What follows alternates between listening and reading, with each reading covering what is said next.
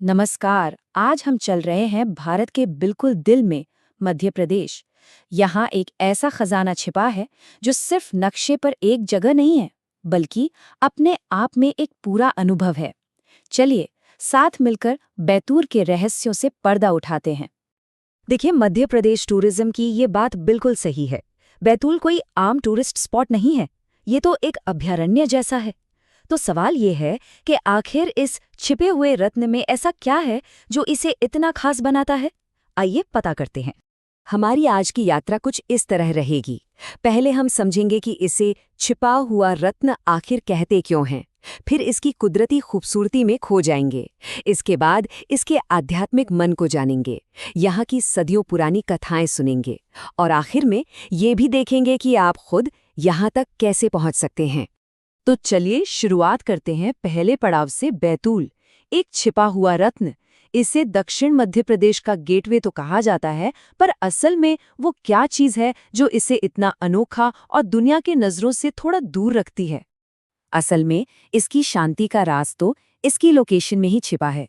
चारों तरफ से सतपुड़ा की खूबसूरत पहाड़ियों से घिरा होने की वजह से ये शहर की भागदौड़ से मानो एकदम कट जाता है और एक सुकून भरी दुनिया बनाता है। आप चलते हैं बैतूल के दिल में, यानी इसकी प्रकृति के गोद में। यहाँ के हरे भरे नज़ारे और शांत वादियाँ आपको एक अलग ही दुनिया में ले जाने का वादा करती हैं। ये जो सतपुड़ा की पहाड़ियाँ हैं ना, यही इस पूरे इलाके को इसका अनोखा रूप देती हैं। ये सिर्फ पहाड़ नहीं है, बल्कि घने जंगलों, गहरी खाइयों और पतली पतली घाटियों का एक पूरा जाल है जो मिलकर एक ऐसा लैंडस्केप तैयार करता है जिसे बस देखते ही रह जाएं। और सुनिए, यहाँ एक सरप्राइज भी है। बैतूल में कुकरू नाम का एक छोटा सा प्यारा सा हिल स्टेशन है जो अपने कॉफी की खेती के लिए जाना जाता है। जरा सोचिए, चारों तरफ कॉफी के बागान और आप देख रहे हैं ढलता हुआ सूरज। वाह, ये वाकई एक यादगार नज़ारा होगा। और अगर आप नेचर लवर हैं तो सपना डैम तो आपके लिए जन्नत से कम नहीं। ये सिर्फ पानी का एक बड़ा सोर्स नहीं है, बल्कि एक शानदार पिकनिक स्पॉट भी है। खास तौर पर मॉनसून में जब चारों तरफ हरियाली छा जाती है और डैम के गेट खुलते हैं तो यहाँ का नज़ारा देखने लायक होता है। चलिए अब प्रकृति की शांत गोद से निकलकर बैतूल के आध्यात्मिक दिल की ओर बढ़ते हैं। ये जगह सिर्फ कुदरती तौर पर ही खूबसूरत नहीं है, बल्कि आस्था और इतिहास के मामले में भी बहुत अमीर है। बैतूल को आप सच में आस्थाओं का संगम कह सकते हैं। एक तरफ यहाँ बालाजीपुरम मंदिर है, जिसे भारत का 5वां धाम तक माना जाता है, तो दूसरी तरफ जैन धर्म का पवित्र तीर्थ स्थल मुक्तागिरी भी यहीं है। और इन सब के साथ भगवान शिव से जुड़ी प्राचीन गुफाएं और मंदिर तो हैं ही। बालाजीपुरम मंदिर का महत्व पूरे भारत में है। इसे देश का 5वां धाम माना जाता है। अब धाम का मतलब होता है एक बहुत ही पवित्र तीर्थ, और ये दर्जा मिलना बैतूल को आध्यात्मिक नक्शे पर एक बहुत अहम जगह बना देता है। इसका विशाल परिसर और शांत माहौल इसे वाकई एक खास आध्यात्मिक केंद्र बनाता है। मुक्तागिरी की तो बात ही कुछ और है।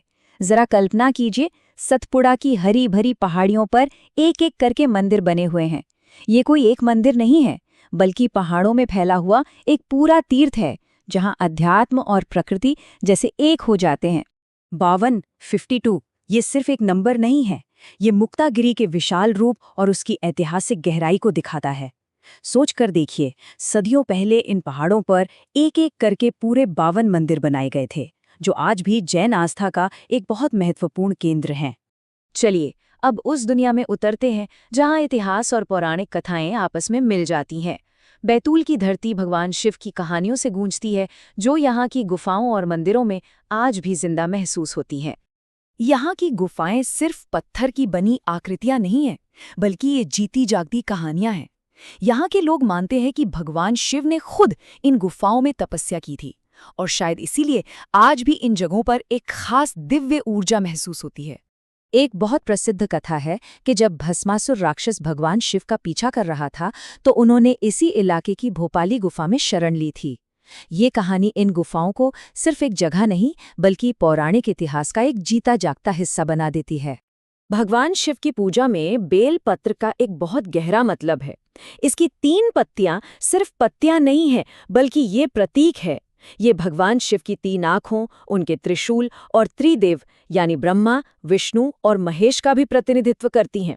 इसकी उत्पत्ति की कहानी तो और भी दिव्य है। स्कंद पुराण में लिखा है कि ये पवित्र पेड़ देवी पार्वती के पसीने की बूंदों से पैदा हुआ था। ये कहानी बहुत खूबसूरती से दिखाती है कि कैसे इस धरती पर प्रकृति और देवत्व को एक दूसरे से अलग नहीं माना जाता।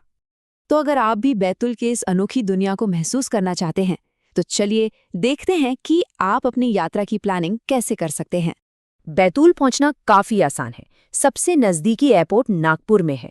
ट्रेन से भी ये इटारसी नागपुर लाइन पर पड़ता है और बाय रोड तो ये भोपाल और नागपुर जैसे बड़े शहरों से बहुत अच्छी तरह कनेक्टेड है। अब सवाल आता है कि यहाँ जाने का सबसे अच्छा समय कौन सा है। देखिए, ये आपकी पसंद पर है। अगर आपको हरियाली और झरने पसंद हैं तो मॉनसून बेस्ट है, और अगर आप घूमने फिरने के लिए एक आरामदायक मौसम चाहते हैं तो अक्टूबर से मार्च का समय सबसे बढ़िया रहेगा। तो कुल मिलाकर बात यह है कि बैतूल सिर्फ एक घूमने की जगह नहीं है। ये उन दुर्लभ जगहों में से एक है जहां प्रकृति का सुकून और आध्यात्मिकता की गूंज एक दूसरे में इस तरह मिल जाती हैं कि एक कभी न भूलने वाला अनुभव बन जाता है। और ये पूरी यात्रा हमें एक सवाल के पास लाकर छोड़ देती है। आज की इस भागदौड़ भरी दुनिया में जहां लगता है कि सब कुछ एक्सप्लोर हो चुका है, वहां बैतूल जैसी एक छिपी हुई जगह का मिलना, इसका आखिर मतलब क्या है? शायद ये हमें यही सिखाता है कि असली सुकून नई नई जगहों में नहीं, बल्कि खुद के अंदर की शांति को खोजने में है।